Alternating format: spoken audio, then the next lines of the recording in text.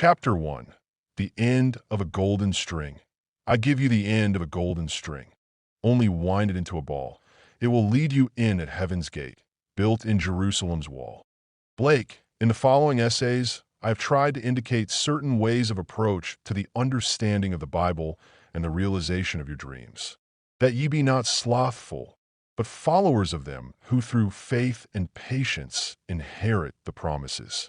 Many who enjoy the old familiar verses of Scripture are discouraged when they themselves try to read the Bible as they would any other book because, quite excusably, they do not understand that the Bible is written in the language of symbolism, not knowing that all of its characters are personifications of the laws and functions of mind. That the Bible is psychology rather than history, they puzzle their brains over it for a while and then give up. Is all too mystifying. To understand the significance of its imagery, the reader of the Bible must be imaginatively awake. According to the Scriptures, we sleep with Adam and wake with Christ. That is, we sleep collectively and wake individually. And the Lord God caused a deep sleep to fall upon Adam, and he slept. If Adam, or generic man, is in a deep sleep, then his experiences, as recorded in the Scriptures, must be a dream. Only he who is awake can tell his dream, and only he would understand the symbolism of dreams can interpret the dream. And they said one to another, "Did not our heart burn within us, while he talked with us by the way, and while he opened to us the Scriptures?" The Bible is a revelation of the laws and functions of mind, expressed in a language of that twilight realm into which we go when we sleep. Because the symbolical language of this twilight realm is much the same for all men, the recent explorers of this realm, human imagination, call it the collective unconscious. The purpose of this book, however, is not to give you a complete definition of biblical symbols or exhaustive interpretations of its stories. All I hope to have done is to have indicated the way in which you are most likely to succeed in realizing your desires. What things soever ye desire can be obtained only through the conscious, voluntary exercise of imagination, in direct obedience to the laws of mind. Somewhere within this realm of imagination, there is a mood, a feeling of the wish fulfilled, which, if appropriated, means success to you. This realm, this Eden, your imagination, is vaster than you know and repays exploration. I give you the end of a golden string. You must wind it into a ball. Chapter 2. The four mighty ones, and a river went out of Eden to water the garden, and from thence it was parted and became into four heads. And every one had four faces. I see four men loose, walking in the midst of the fire, and they have no hurt, and the form of the fourth is like the Son of God. Four mighty ones are in every man. Blake, the four mighty ones constitute the selfhood of man or God in man. There are four mighty ones in every man, but these four mighty ones are not four separate beings, separated one from the other, as are the fingers of his hand. The four mighty ones are four different aspects of his mind, and differ from one another in function and character, without being four separate selves inhabiting one man's body. The four mighty ones may be equated with the four Hebrew characters, Yod, Vav, He, which form the four-lettered mystery name of the creative power Yahweh, or even occasionally as Jehovah form, in combining within itself the past, present, and future forms of the verb to be. The Tetragrammaton is revered as the symbol of the creative power in man. I am the creative four functions in man, reaching forth to realize an actual material phenomena, qualities latent in itself. We can best understand the four mighty ones by comparing them to the four most important characters in the production of a play. All the world is stage, and all the men and women merely players. They have their exits and their entrances, and one man, in his time, plays many parts. As You Like It, Act 2, Scene 7, the producer, the author, the director, and the actor are the four most important characters in the production of a play. In the drama of life, the producer's function is to suggest the theme of a play. This he does in the form of a wish, such as, I wish I were successful, I wish I could take a trip, I wish I were married, and so on. But to appear on the world stage, these general themes must somehow be specified and worked out in detail. It is not enough to say, I wish I were successful. That is too vague. Successful at what? However, the first mighty one only suggests a theme. The dramatization of the theme is left to the originality of the second might one, the author. In dramatizing the theme, the author writes only the last scene of the play, but this scene he writes in detail. The scene must dramatize the wish fulfilled. He mentally constructs as lifelike a scene as possible of what he would experience had he realized his wish. When the scene is clearly visualized, the author's work is done. The third mighty one in the production of life's play is the director. The director's tasks are to see that the actor remains faithful to the script and to rehearse him over and over again until he is natural in the part. This function may be likened to a controlled and consciously directed attention, an attention focused exclusively on the action, which implies that the wish is already realized. The form of the fourth is like the Son of God, human imagination, the actor. This fourth mighty one performs within himself, in imagination, the predetermined action, which implies the fulfillment of the wish. This function does not visualize or observe the action. This function actually enacts the drama and does it over and over again until it takes on the tones of reality. Without the dramatized vision of fulfilled desire, the theme remains a mere theme and sleeps forever in the vast chambers of unborn themes. Nor without the cooperant attention, obedient to the dramatized vision of fulfilled desire, will the vision perceived attain objective reality. The four mighty ones are the four quarters of the human soul. The first is Jehovah's King, who suggests the theme. The second is Jehovah's servant, who faithfully works out the theme in a dramatic vision. The third is Jehovah's man, who is attentive and obedient to the vision of fulfilled desire, who brings the wandering imagination back to the script 70 times 7. The form of the fourth is Jehovah himself, who enacts the dramatized theme on the stage of the mind. Let this mind be in you, which was also in Christ Jesus, who, being in the form of God, thought it not robbery to be equal with God.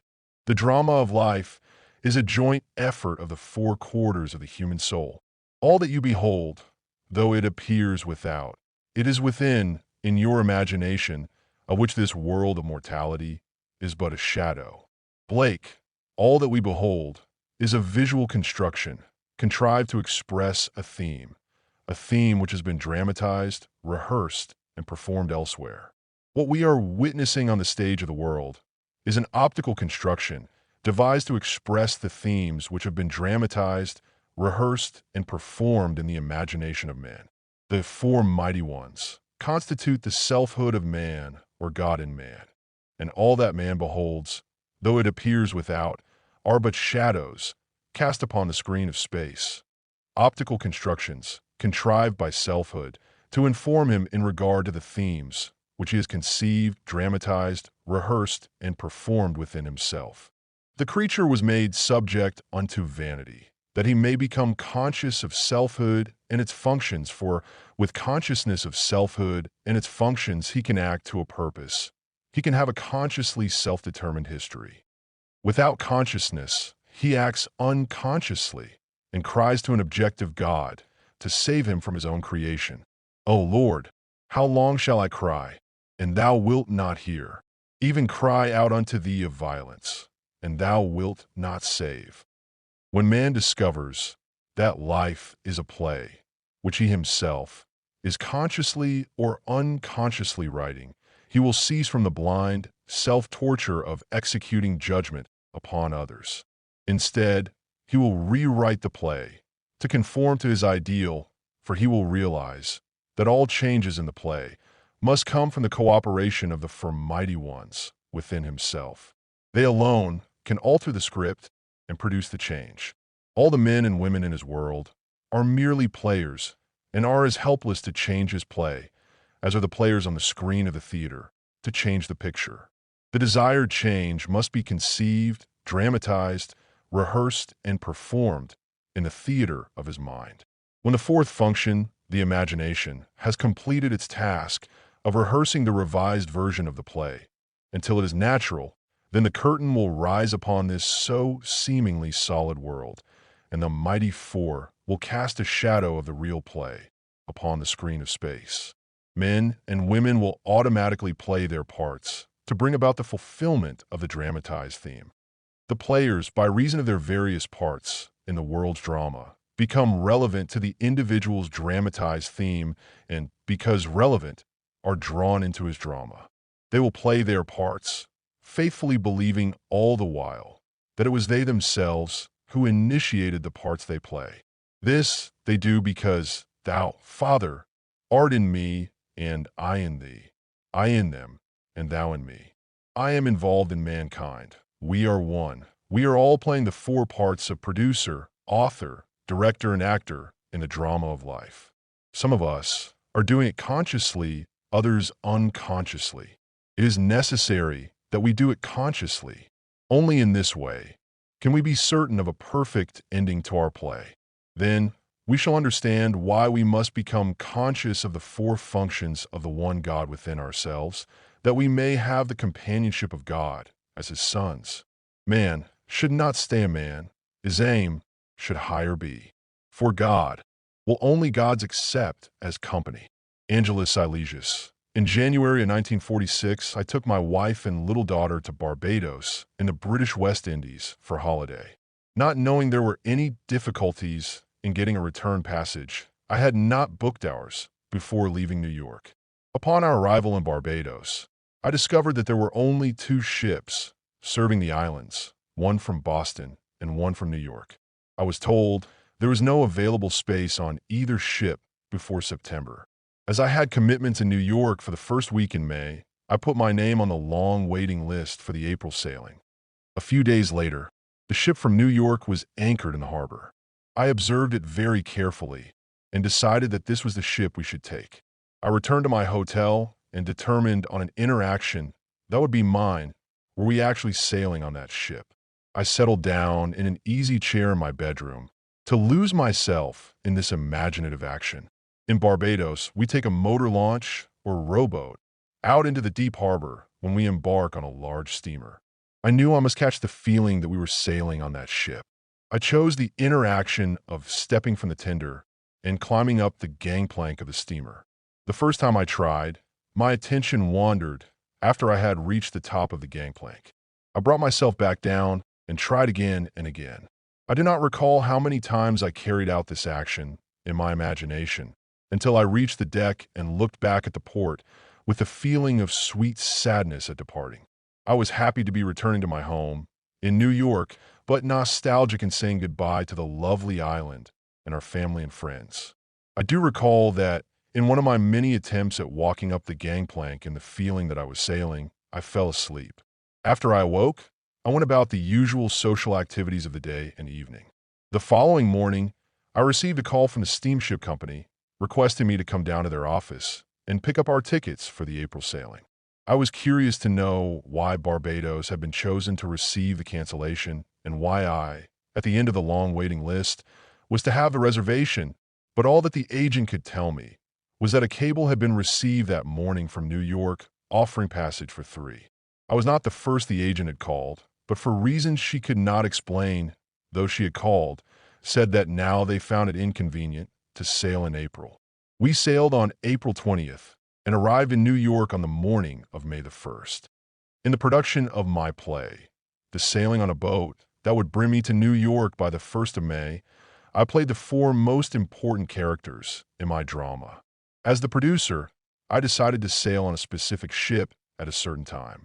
Playing the part of the author, I wrote the script. I visualized the interaction which conformed to the outer action I would take if my desire were realized. As the director, I rehearsed myself, the actor, in that imagined action of climbing the gangplank until that action felt completely natural. This being done, events and people moved swiftly to conform in the outer world to the play I had constructed and enacted in my imagination. I saw the mystic vision flow and live in men and woods and streams, until I could no longer know the stream of life from my own dreams. George William Russell. I told this story to an audience of mine in San Francisco, and a lady in the audience told me how she had unconsciously used the same technique when she was a young girl. The incident occurred on Christmas Eve. She was feeling very sad and tired and sorry for herself. Her father, whom she adored, had died suddenly. Not only did she feel this loss at the Christmas season, but necessity had forced her to give up her planned college years and go to work. This rainy Christmas Eve, she was riding home on a San Diego streetcar. The car was filled with gay chatter of happy young people home for the holidays. To hide her tears from those round about her, she stood on the open part at the front of the car and turned her face into the skies to mingle her tears with the rain. With her eyes closed and holding the rail of the car firmly, this is what she said to herself. This is not the salt of the tears that I taste, but the salt of the sea and the wind. This is not San Diego. This is the South Pacific, and I am sailing into the Bay of Samoa. And looking up in her imagination, she constructed what she imagined to be the Southern Cross. She lost herself in this contemplation, so that all faded round about her. Suddenly, she was at the end of the line and home. 2 weeks later, she received word from a lawyer in Chicago that he was holding $3,000 in American bonds for her.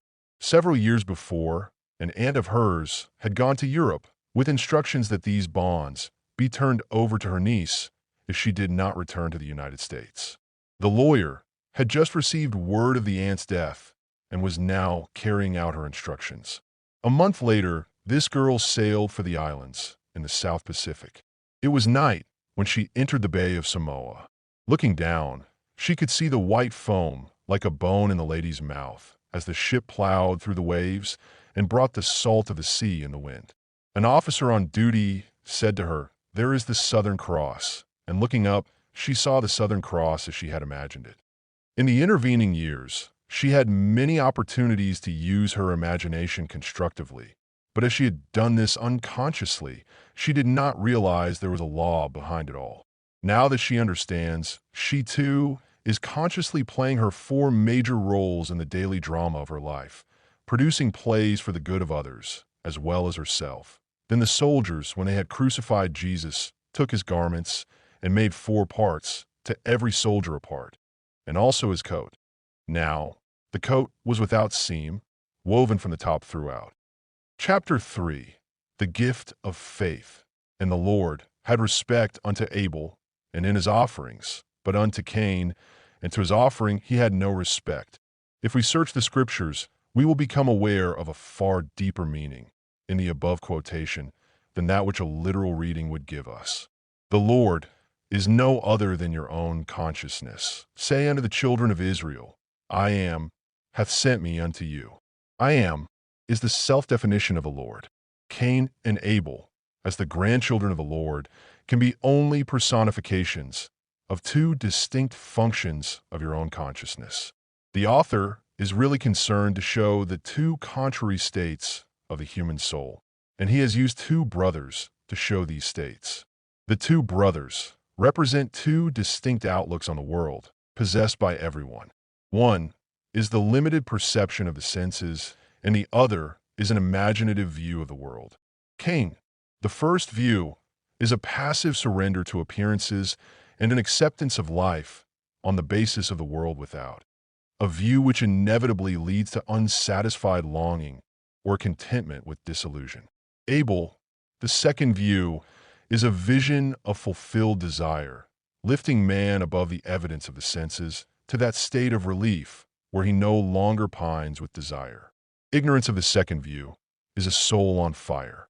Knowledge of the second view is the wing whereby it flies to the heaven of fulfilled desire.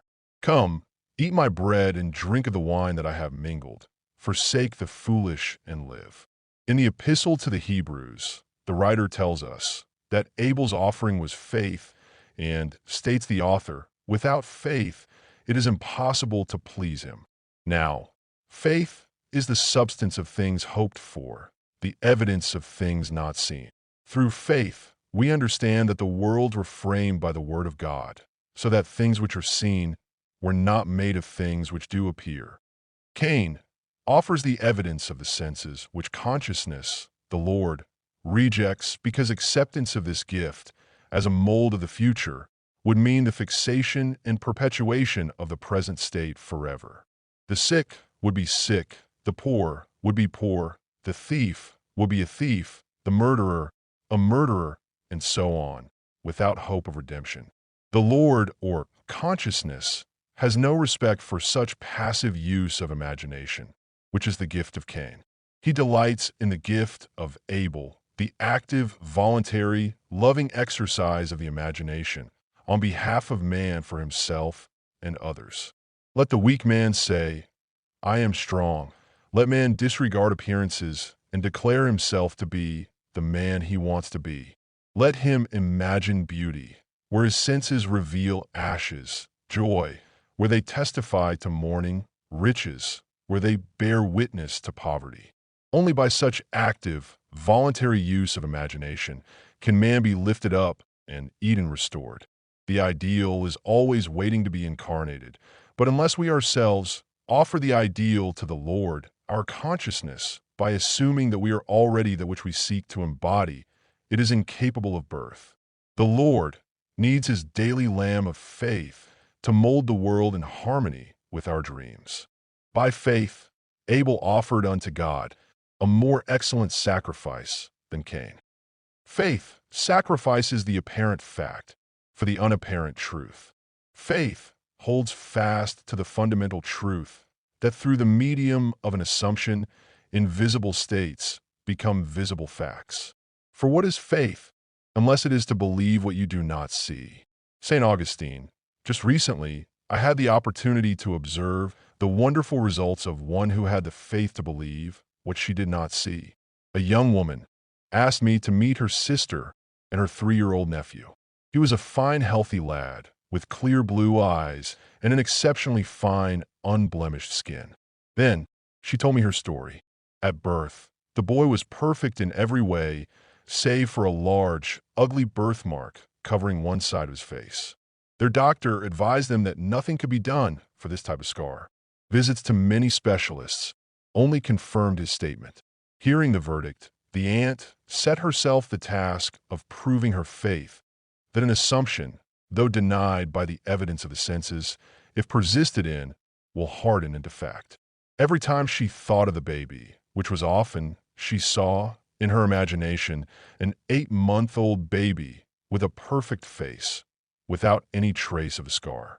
This was not easy, but she knew that in this case, that was the gift of Abel, which pleased God. She persisted in her faith. She believed what was not there to be seen. The result was that she visited her sister on the child's 8-month birthday and found him to have a perfect, unblemished skin, with no trace of a birthmark ever having been present. Luck! Coincidence! Shouts Cain. No, Abel knows that these are names given by those who have no faith to the works of faith. We walk by faith, not by sight. When reason and the facts of life oppose the idea you desire to realize, and you accept the evidence of your senses and the dictates of reason as the truth, you have brought the Lord, your consciousness, the gift of Cain. It is obvious that such offerings do not please him. Life on earth is a training ground for image making.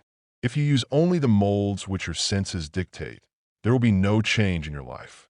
You are here to live the more abundant life. So, you must use the invisible molds of imagination and make results and accomplishments the crucial test of your power to create. Only as you assume the feeling of the wish fulfilled and continue, therein are you offering the gift that pleases. When Abel's gift is my attire, then I'll realize my desire. The prophet Malachi complains that man has robbed God. But ye say, wherein have we robbed thee? In tithes and offerings. Facts based upon reason and the evidence of the senses, which oppose the idea seeking expression, rob you of the belief in the reality of the invisible state. But faith is the evidence of things not seen, and through it God calleth those things which be not as though they were. Call the thing not seen, assume the feeling of your wish fulfilled, that there may be meat in mine house, and prove me now herewith, saith the Lord of hosts, if I will not open you the windows of heaven, and pour you out a blessing, that there shall not be room enough to receive it. This is the story of a couple living in Sacramento, California, who refused to accept the evidence of their senses, who refused to be robbed, in spite of a seeming loss. The wife had given her husband a very valuable wristwatch. The gift doubled its value because of the sentiment he attached to it. They had a little ritual with the watch. Every night, as he removed the watch, he gave it to her, and she put it away in a special box in the bureau. Every morning, she took the watch and gave it to him to put on. One morning, the watch was missing. They both remembered playing their usual parts the night before. Therefore, the watch was not lost or misplaced, but stolen. Then and there, they determined not to accept the fact that it was really gone. They said to each other, "This is an opportunity to practice what we believe." They decided that, in their imagination, they would enact their customary ritual as though the watch were actually there. In his imagination, every night the husband took off the watch and gave it to his wife, while in her imagination, she accepted the watch and carefully put it away. Every morning, she removed the watch from its box and gave it to her husband, and he, in turn, put it on.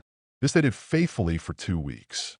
After their 14-day vigil, a man went into the one and only jewelry store in Sacramento where the watch would be recognized. As he offered a gem for appraisal, the owner of the store noticed the wristwatch he was wearing. Under the pretext of needing a closer examination of the stone, he went into an inner office and called the police. After the police arrested the man, they found in his apartment over $10,000 worth of stolen jewelry. In walking by faith, not by sight, this couple attained their desire, the watch, and also aided many others in regaining what had seemed to be lost forever.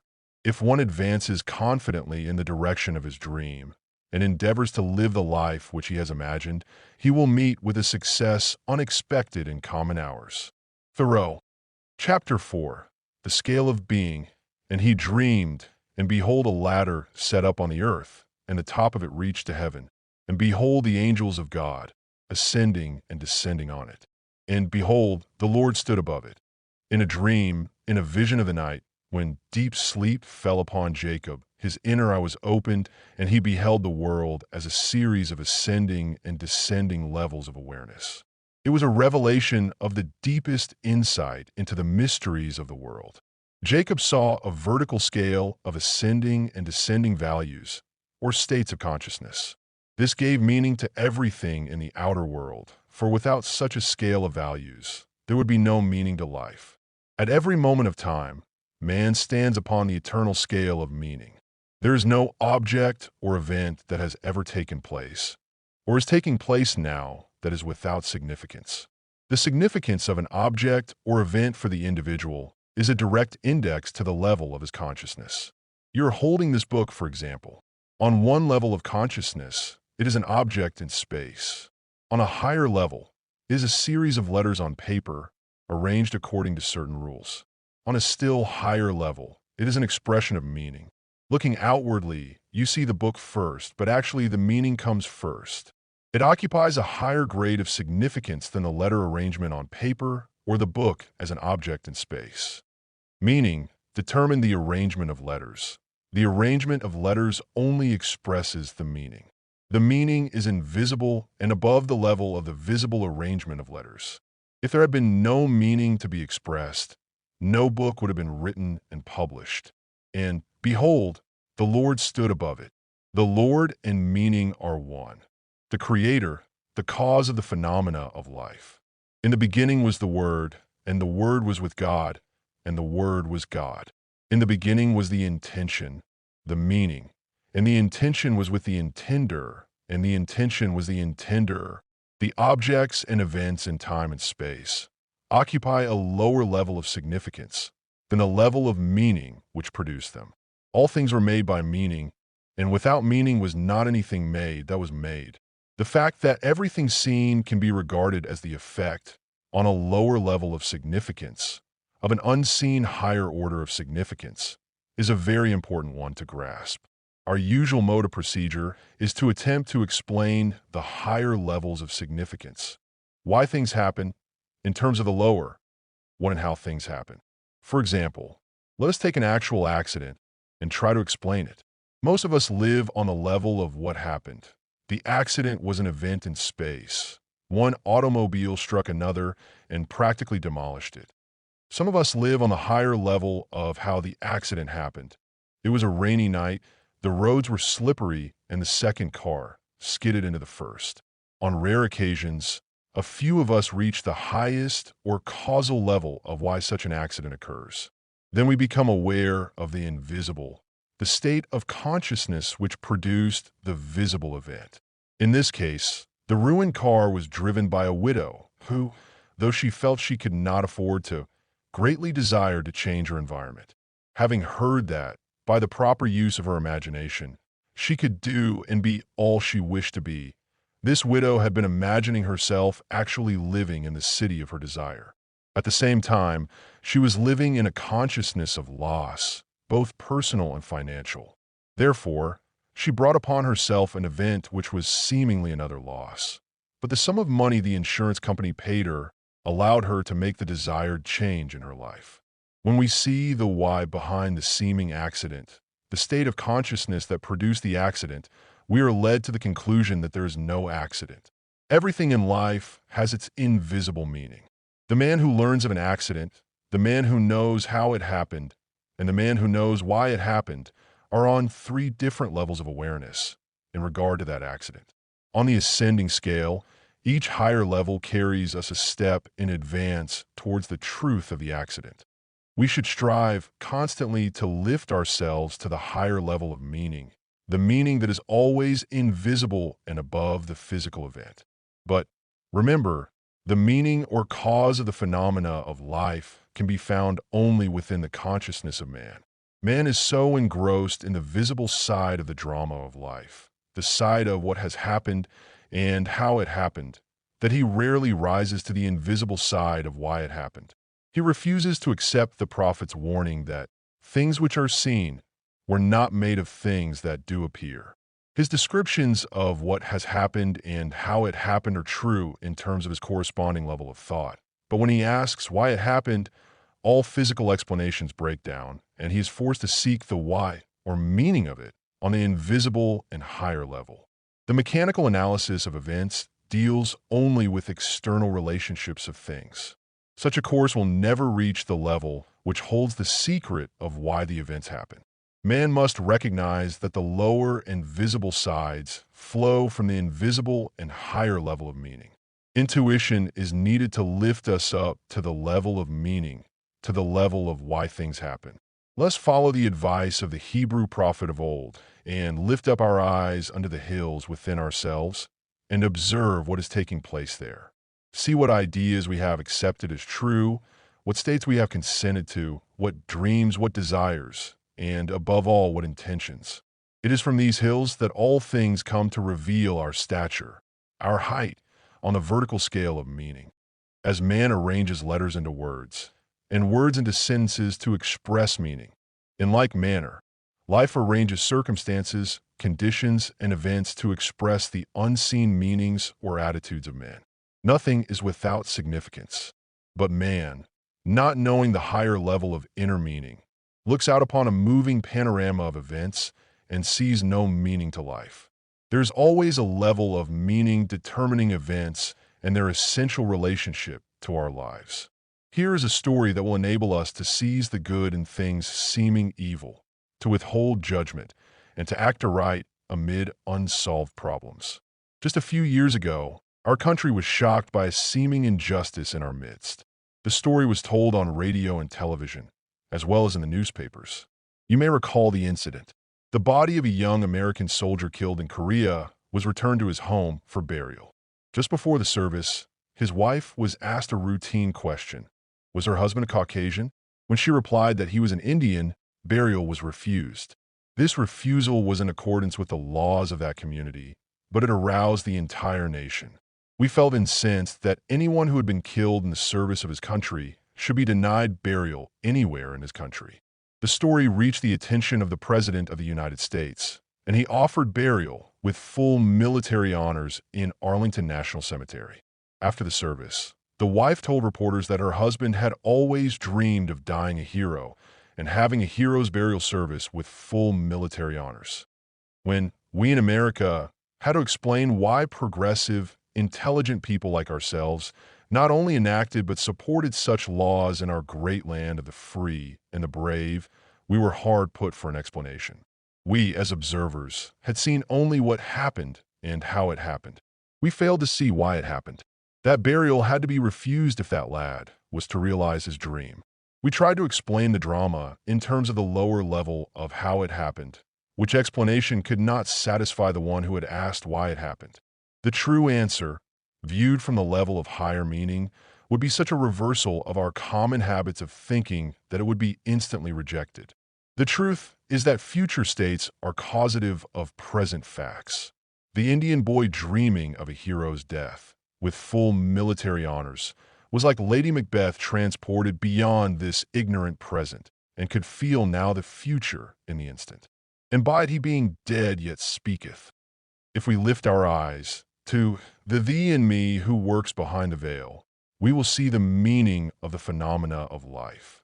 Events appear on the screen of space to express the different levels of consciousness of man. A change in the level of his consciousness automatically results in a change of the phenomena of his life. To attempt to change conditions before he changes the level of consciousness from whence they came is to struggle in vain. Man redeems the world as he ascends the vertical scale of meaning.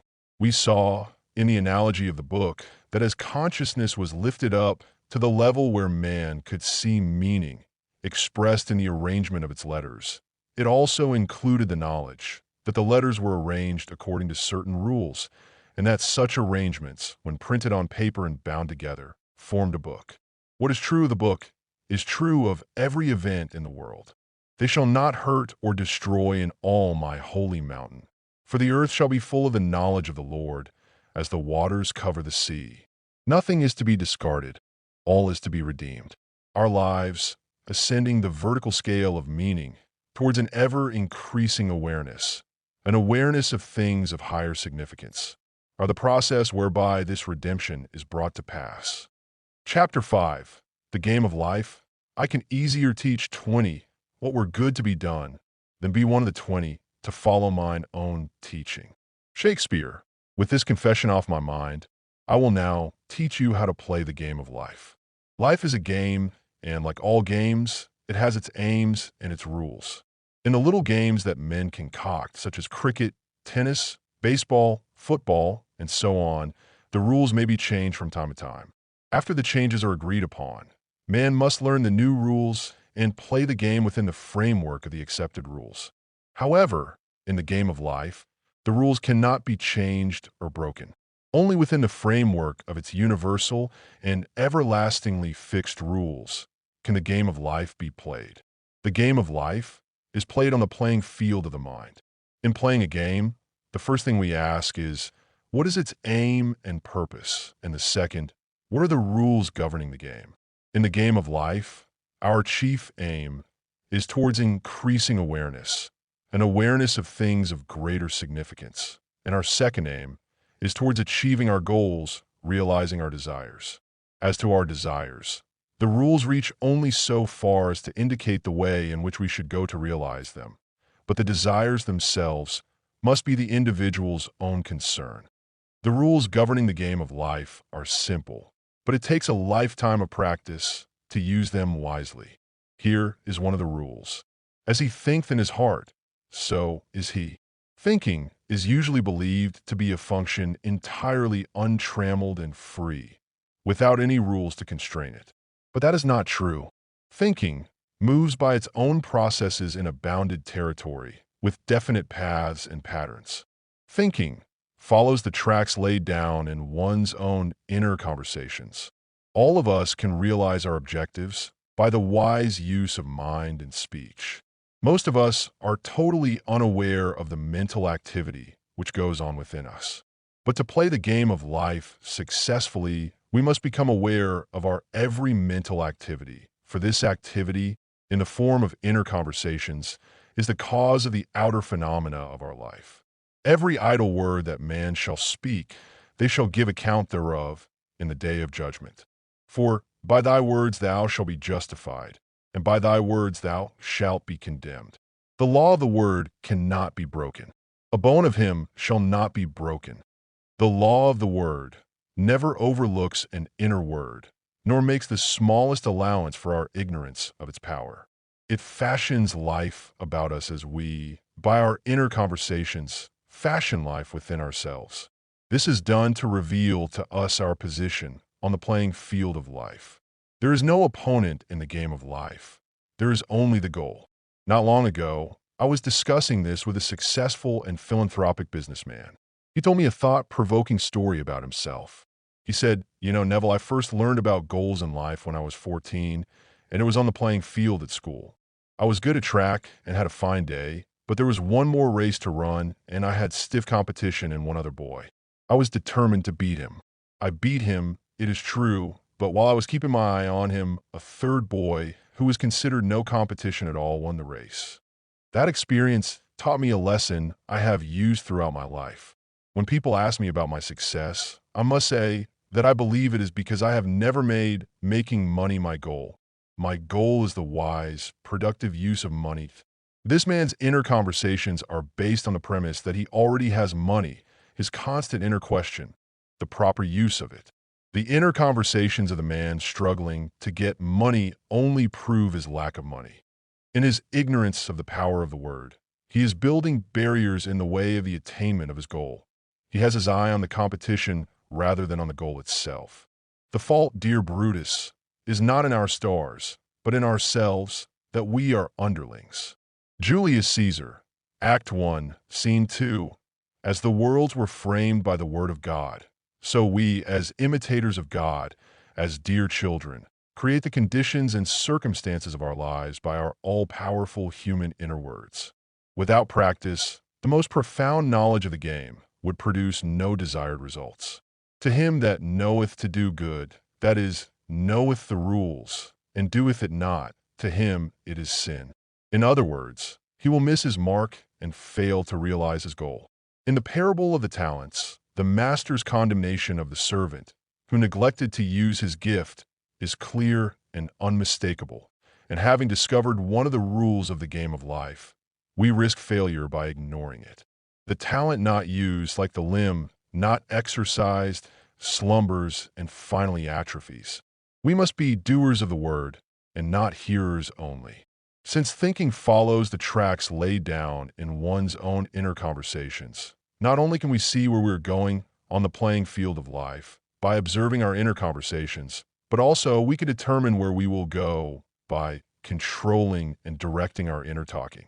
What would you think and say and do? Were you already the one you want to be? Begin to think and say and do this inwardly.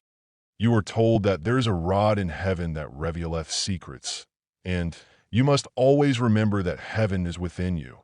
And to make it crystal clear who God is, where he is, and what his secrets are, Daniel continues, thy dream and the visions of thy head are these. They reveal the tracks to which you are tied and point the direction in which you are going. This is what one woman did to turn the tracks to which she had been unhappily tied in the direction in which she wanted to go. For 2 years, she had kept herself estranged from the 3 people she loved most. She had had a quarrel with her daughter-in-law, who ordered her from her home. For those 2 years, she had not seen or heard from her son, her daughter-in-law, or her grandson, though she had sent her grandson numerous gifts in the meantime. Every time she thought of her family, which was daily, she carried on a mental conversation with her daughter-in-law, blaming her for the quarrel and accusing her of being selfish. Upon hearing a lecture of mine one night, it was this very lecture on the game of life and how to play it, she suddenly realized she was the cause of the prolonged silence and that she, and she alone, must do something about it. Recognizing that her goal was to have the former loving relationship, She set herself the task of completely changing her inner talking. That very night, in her imagination, she constructed two loving, tender letters written to her, one from her daughter-in-law and the other from her grandson. In her imagination, she read them over and over again until she fell asleep in the joyful mood of having received the letters. She repeated this imaginary act each night for 8 nights. On the morning of the 9th day, she received one envelope containing 2 letters, one from her daughter-in-law, one from her grandson. They were loving, tender letters inviting her to visit them, almost replicas of those she had constructed mentally. By using her imagination consciously and lovingly, she had turned the tracks to which she was tied in the direction she wanted to go toward a happy family reunion. A change of attitude is a change of position on the playing field of life. The game of life is not being played out there in what is called space and time. The real moves in the game of life take place within, on the playing field of the mind. Losing thy soul again to find, rendering toward that goal thy separate mind. Lawrence Houseman. Chapter 6. Time, times, and half. And one said to the man clothed in linen, which was upon the waters of the river, How long shall it be to the end of these wonders? And I heard the man clothed in linen, which was upon the waters of the river, when he held up his right hand and his left hand unto heaven, and swear by him that liveth forever that it shall be for a time, times, and an half. Daniel 12 verses 6 and 7. At one of my lectures given in Los Angeles, on the subject of the hidden meaning behind the stories of the Bible, someone asked me to interpret the above quotation from the book of Daniel. After I confessed I did not know the meaning of that particular passage, a lady in the audience said to herself, If the mind behaves according to the assumption with which it starts, then I will find the true answer to that question and tell it to Neville. And this is what she told me. Last night, the question was asked, what is the meaning of time, times, and in half as recorded in Daniel 12 verse 7?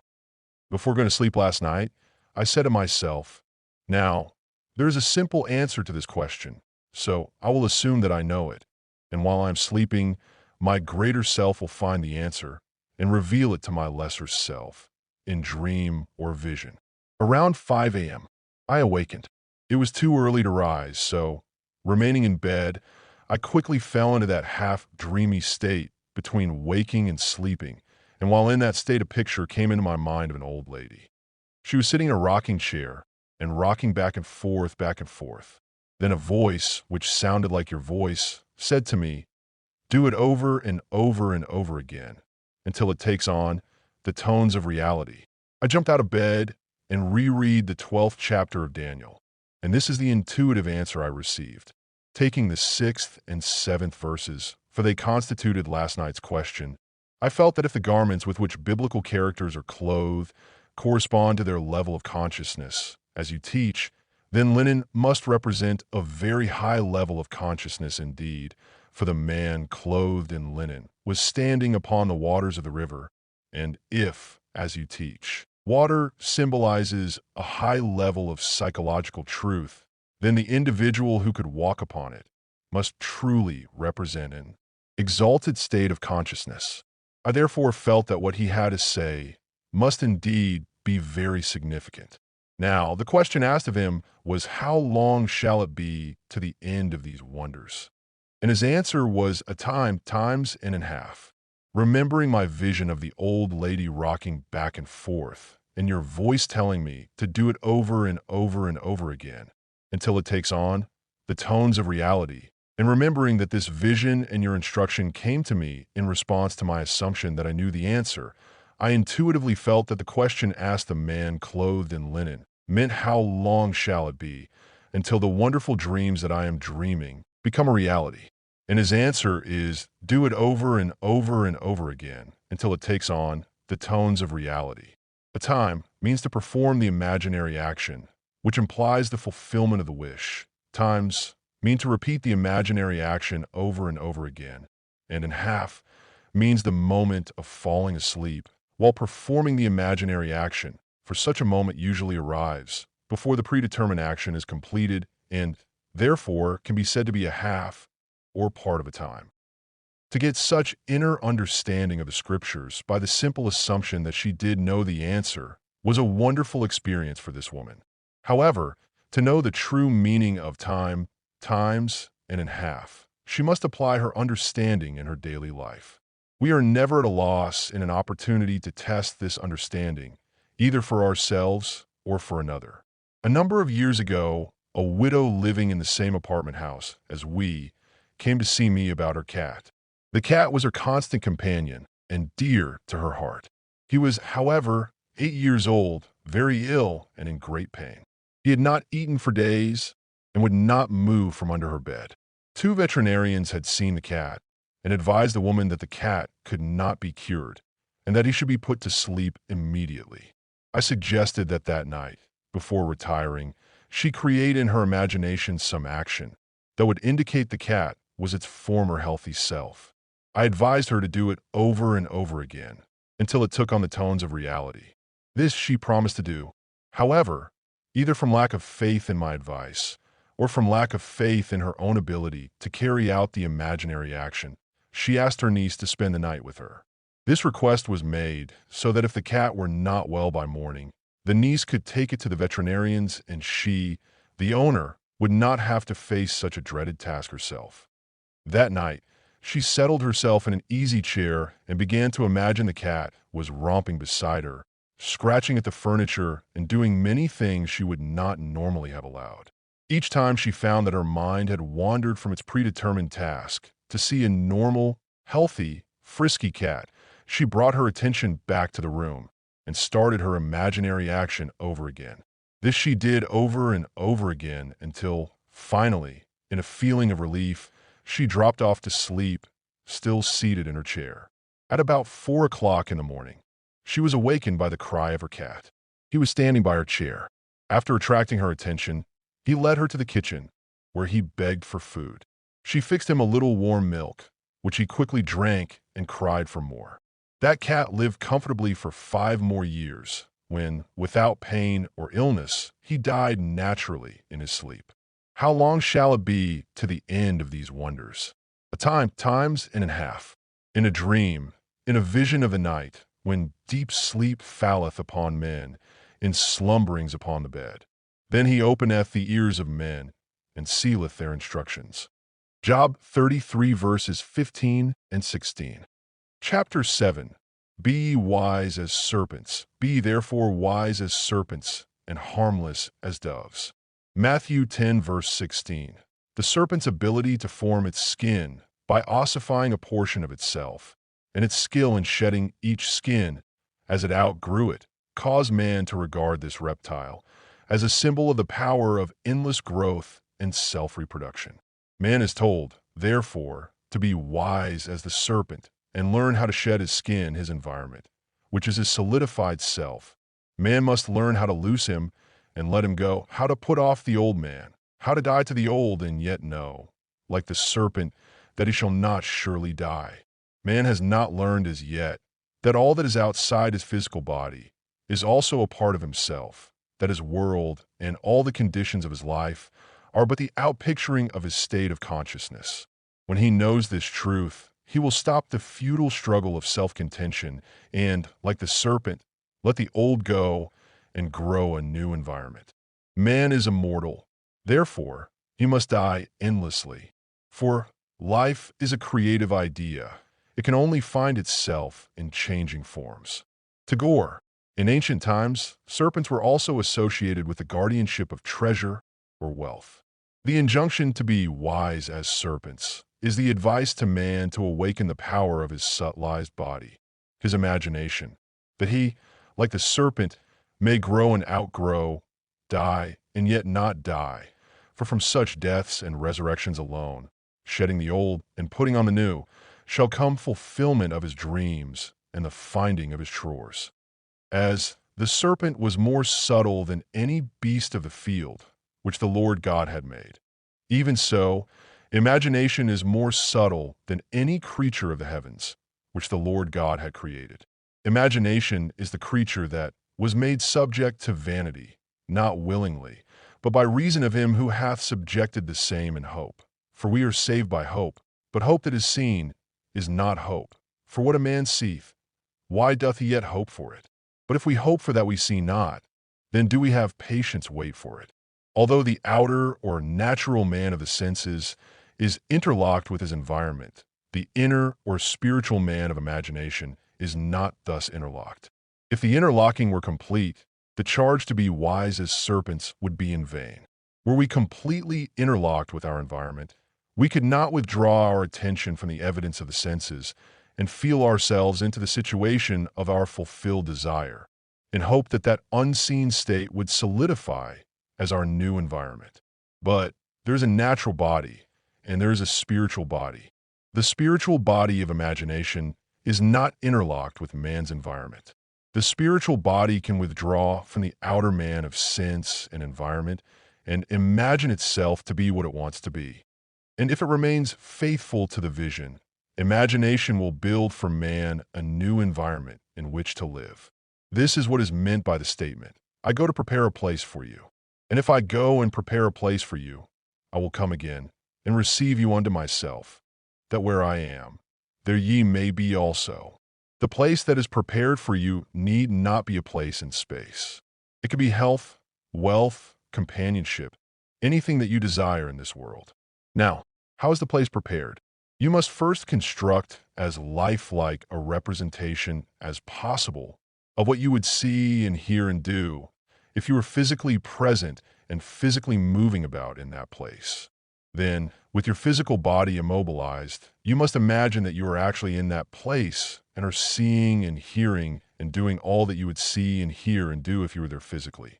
This you must do over and over again until it takes on the tones of reality. When it feels natural, the place has been prepared as the new environment for your outer or physical self. Now you may open your physical eyes and return to your former state. The place is prepared, and where you have been in imagination, there you shall be in the body also. How this imagined state is realized physically is not the concern of you, the natural or outer man. The spiritual body, on its return from the imagined state to its former physical state, created an invisible bridge of incident to link the two states. Although the curious feeling that you were actually there and that the state was real is gone, as soon as you open your eyes upon the old familiar environment, nevertheless, you are haunted with the sense of a double identity, with the knowledge that there is a natural body and there is a spiritual body. When you, the natural man, have had this experience, you will go automatically across the bridge of events, which leads to the physical realization of your invisibly prepared place. This concept, that man is dual and that the inner man of imagination can dwell in future states and return to the present moment with a bridge of events to link the two, clashes violently with the widely accepted view about the human personality and the cause and nature of phenomena. Such a concept demands a revolution in current ideas about the human personality and about space, time, and matter. The concept that man, consciously or unconsciously, determines the conditions of life by imagining himself into these mental states, leads to the conclusion that this supposedly solid world is a construction of mind, a concept which, at first, common sense rejects. However, we should remember that most of the concepts which common sense at first rejected, man was afterward forced to accept.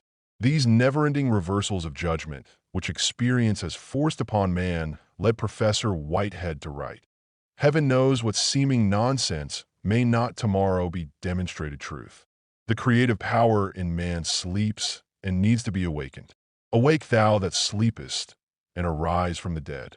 Ephesians 5, verse 14. Wake from a sleep that tells you the outer world is the cause of the conditions of your life. Rise from the dead past and create a new environment.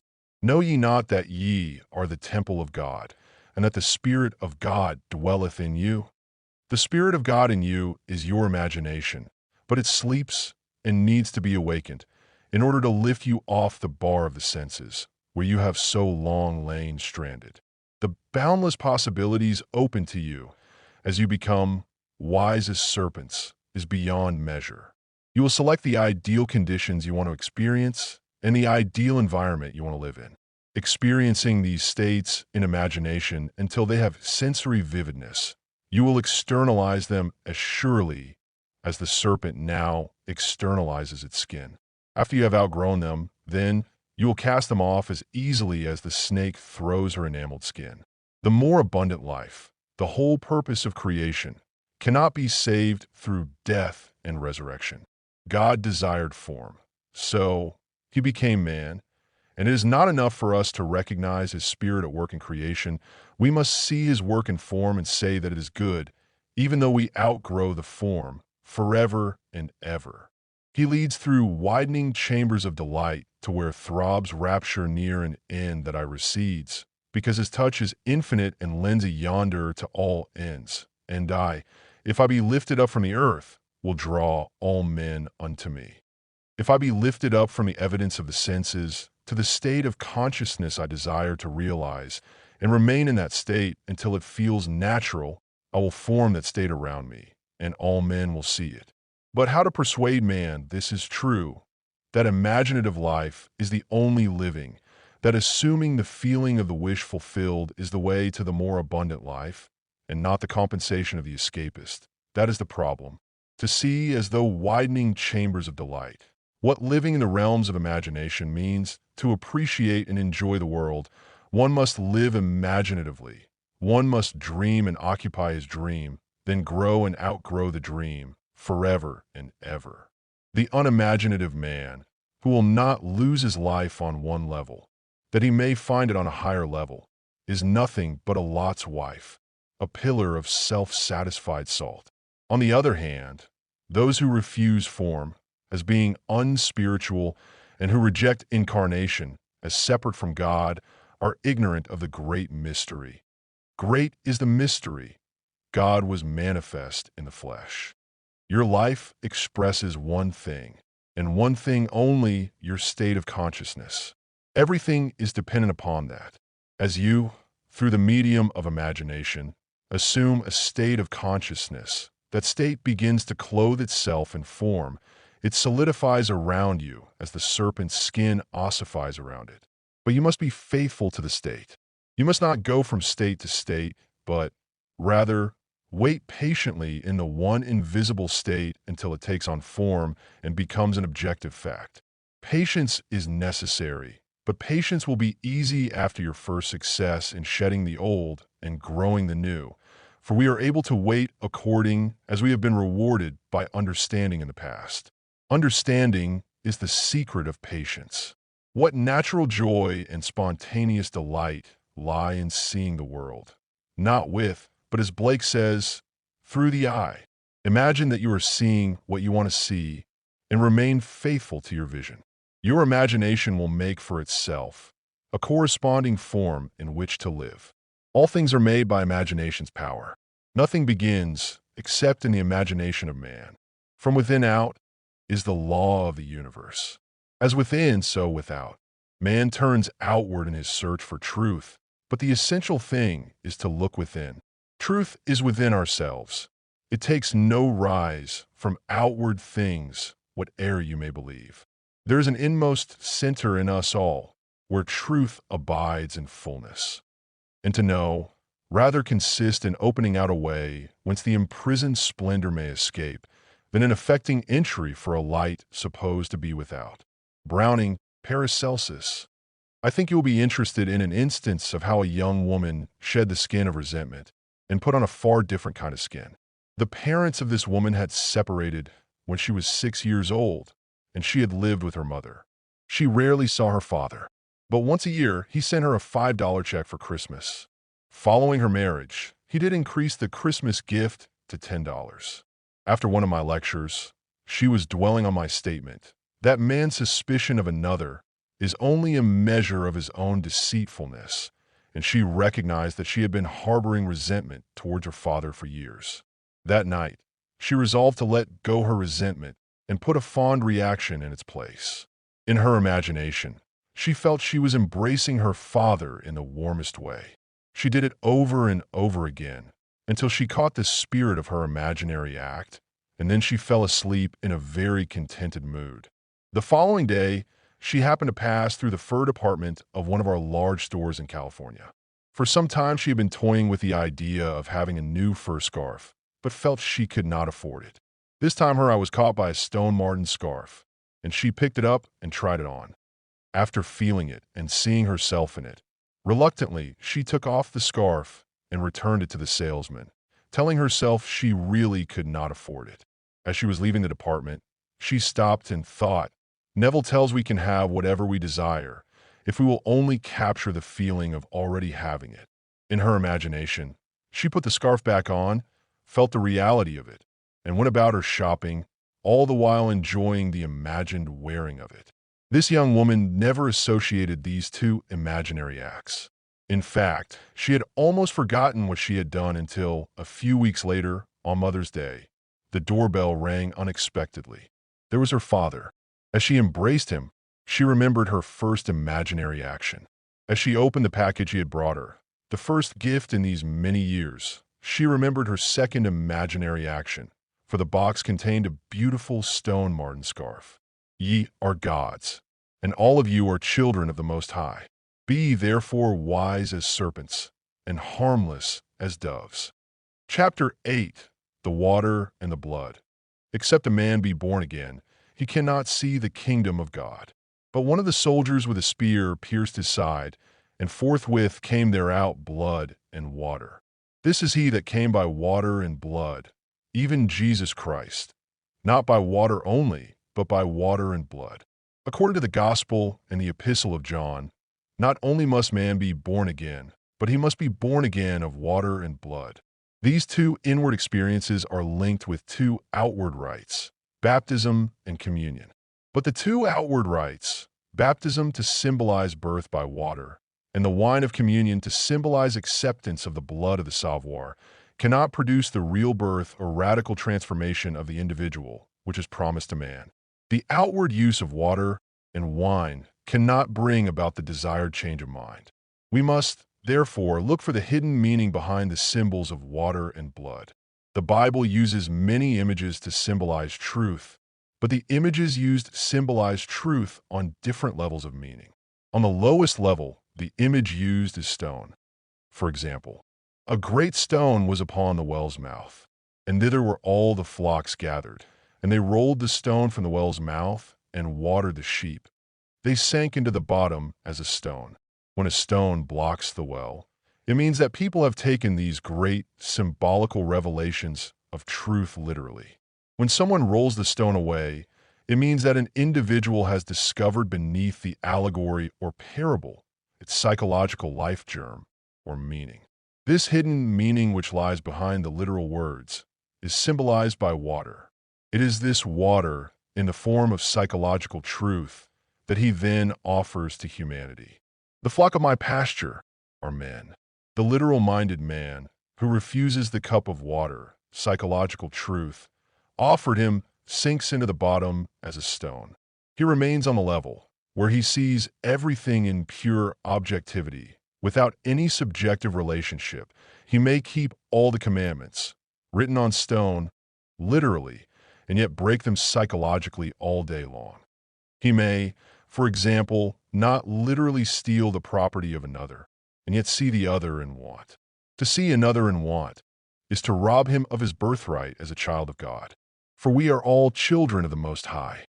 And if children, then heirs, heirs of God, and joint heirs with Christ. To know what to do about a seeming misfortune is to have the cup of water, the psychological truth that could save the situation. But such knowledge is not enough. Man must not only fill the water pots of stone with water, that is, discover the psychological truth into wine. This he does by living a life according to the truth which he has discovered. Only by such use of the truth can he taste the water that was made wine. A man's birthright is to be Jesus. He is born to save his people from their sins. But the salvation of man is not by water only, but by water and blood. To know what to do to save yourself or another is not enough. You must do it. Knowledge of what to do is water, doing it is blood. This is he that came not by water only, but by water and blood. The whole of this mystery is in the conscious active use of imagination to appropriate that particular state of consciousness that would save you or another from the present limitation. Outward ceremonies cannot accomplish this. There shall meet you a man bearing a pitcher of water. Follow him. And wheresoever he shall go in, say ye to the goodman of the house, the master saith, where is the guest chamber, where I shall eat the Passover with my disciples? And he will show you a large upper room, furnished and prepared. There make ready for us. Whatever you desire is already furnished and prepared. Your imagination can put you in touch inwardly with that state of consciousness. If you imagine that you are already the one you want to be, you are following the man bearing a pitcher of water. If you remain in that state, you have entered the guest chamber, Passover, and committed your spirit into the hands of God, your consciousness. A man's state of consciousness is his demand on the infinite storehouse of God, and, like the law of commerce, a demand creates a supply. To change the supply, you change the demand, your state of consciousness. What you desire to be, that you must feel you already are. Your state of consciousness creates the conditions of your life, rather than the conditions create your state of consciousness. To know this truth is to have the water of life. But your Savior, the solution of your problem, cannot be manifested by such knowledge only. It can be realized only as such knowledge is applied. Only as you assume the feeling of your wish fulfilled, and continue therein, is your side pierced, from whence cometh blood and water. In this manner only is Jesus, the solution of your problem, realized. For thou must know that, in the government of the mind, thou art thine own Lord and Master, that there will rise up no fire in the circle or whole circumference of thy body and spirit, unless thou awakes it thyself. God is your consciousness. His promises are conditional. Unless the demand, your state of consciousness, is changed, the supply, the present conditions of your life remain as they are. As we forgive, as we change our mind, the law is automatic. Your state of consciousness is the spring of action, the directing force, and that which creates the supply. If that nation, against whom I have pronounced, turn from their evil, I will repent of the evil that I thought to do unto them. And at what instant I shall speak concerning a nation, and concerning a kingdom, to build and to plant it, if it do evil in my sight, that it obey not my voice, then I will repent of the good, wherewith I said I would benefit them. This statement of Jeremiah suggests that a commitment is involved if the individual or nation would realize the goal, a commitment to certain fixed attitudes of mind. The feeling of the wish fulfilled is a necessary condition in man's search for the goal. The story I am about to tell you shows that man is what the observer has the capacity to see in him, that what he is seen to be is a direct index to the observer's state of consciousness. This story is also a challenge to us all to shed our blood, use our imagination lovingly on behalf of another. There is no day that passes that does not afford us the opportunity to transform a life by the shedding of our blood. Without the shedding of blood, there is no remission. One night in New York City, I was able to unveil the mystery of the water and the blood to a school teacher. I had quoted the above statement from Hebrews 9, verse 22, and went on to explain that the realization that we have no hope save in ourselves is the discovery that God is within us, that this discovery causes the dark caverns of the skull to grow luminous, and we know that. The spirit of man is the candle of the Lord, and that this realization is the light to guide us safely over the earth. His candle shined upon my head, and by his light I walked through darkness. However, we must not look upon this radiant light of the head as God, for man is the image of God.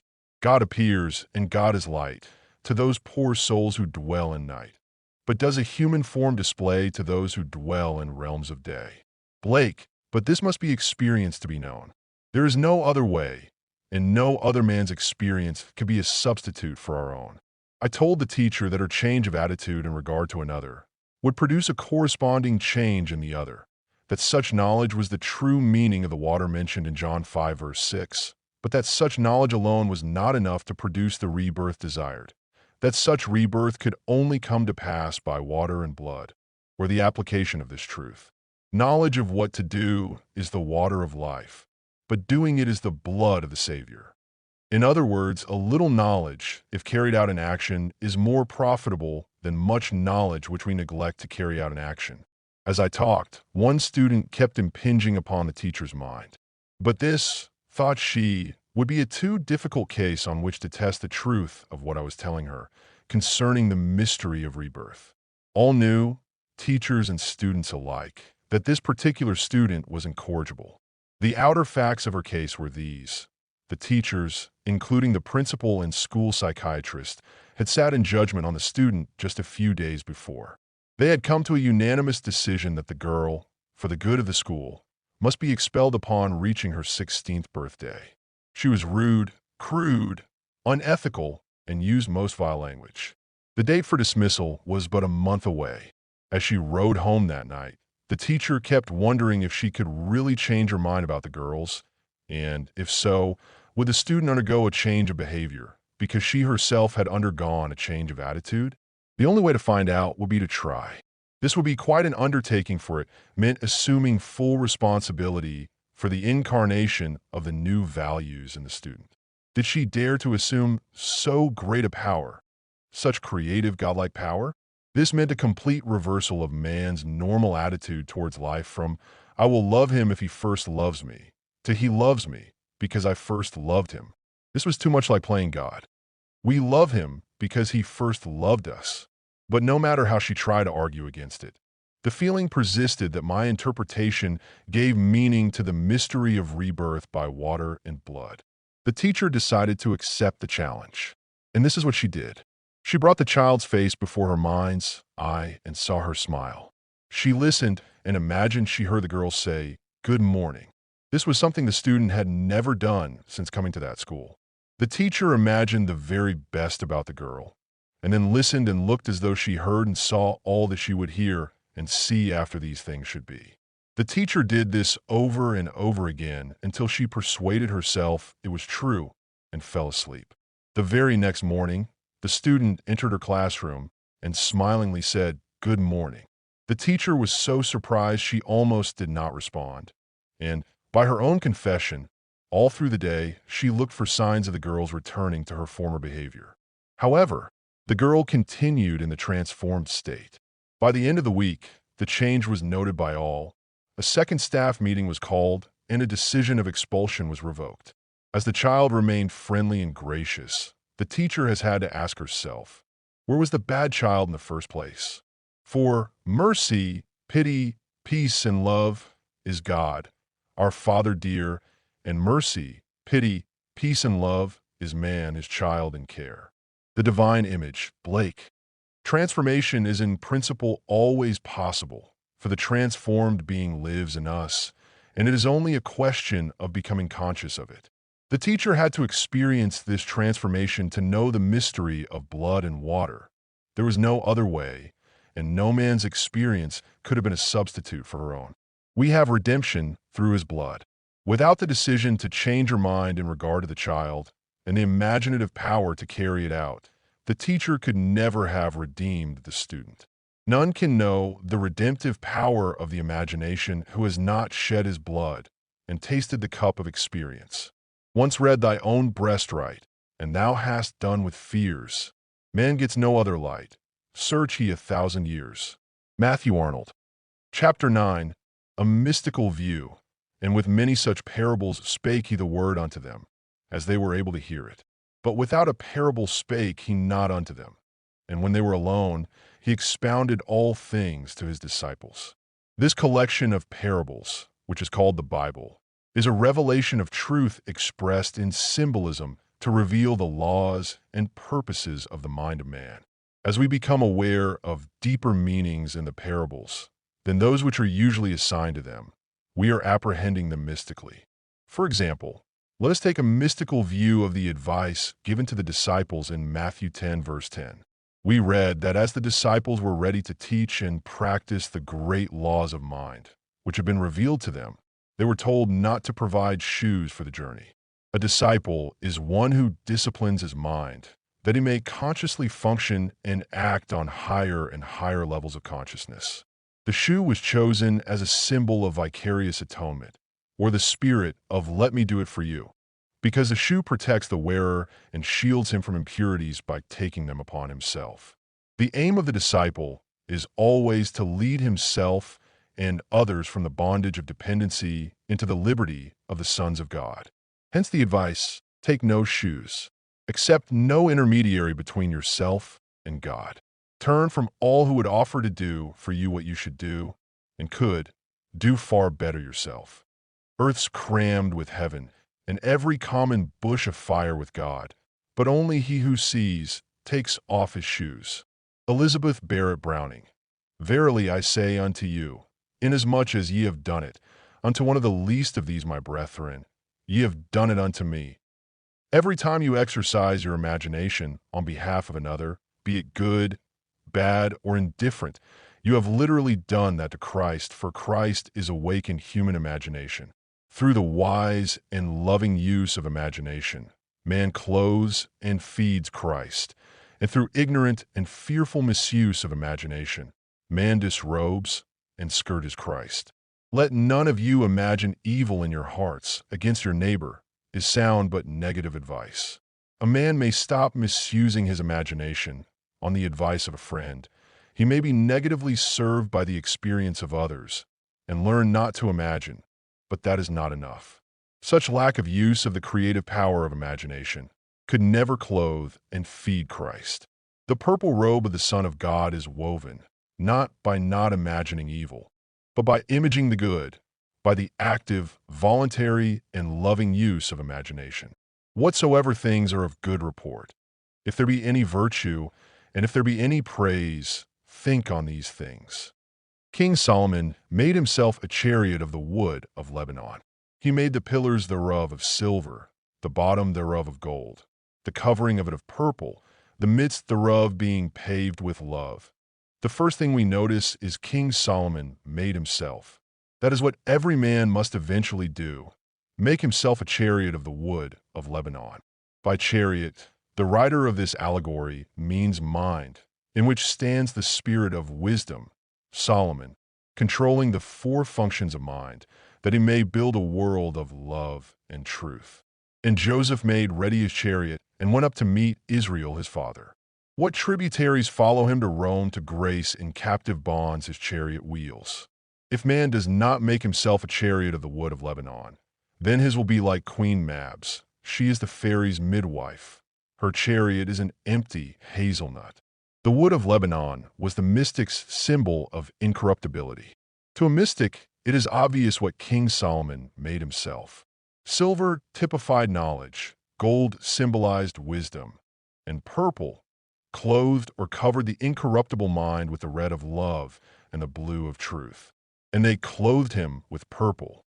Incarnate, incorruptible fourfold wisdom, clothed in purple, love and truth, the purpose of man's experience on earth. Love is the sage's stone. It takes gold from the clod. It turns naught into aught, transforms me into God. Angelus Silesius.